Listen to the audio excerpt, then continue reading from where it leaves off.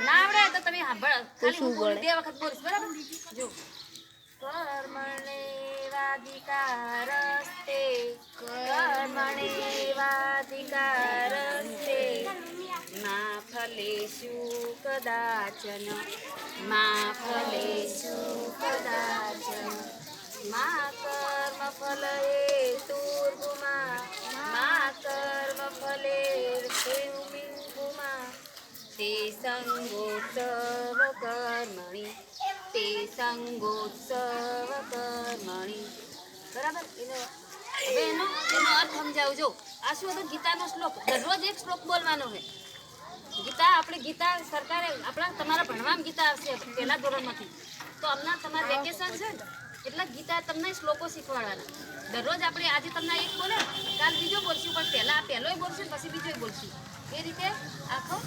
કયો અધ્યાય છે અને આખો બીજો અધ્યાય આપણે બોલવાનો શીખવાનો તમારે બરાબર તો જો એનો અર્થ શું થાય તારો કર્મ કરવામાં જ અધિકાર છે એના ફળોમાં કદી એ નહીં માટે તું કર્મોના ફળનો હેતુ થામાં અર્થાત ફળની અપેક્ષા રાખ્યા વગર કર્તવ્ય બુદ્ધિથી કર્મ કર તથા તારા કર્મ ન કરવામાં પણ આ શક્તિઓ ન થાવ બરાબર એ આપણે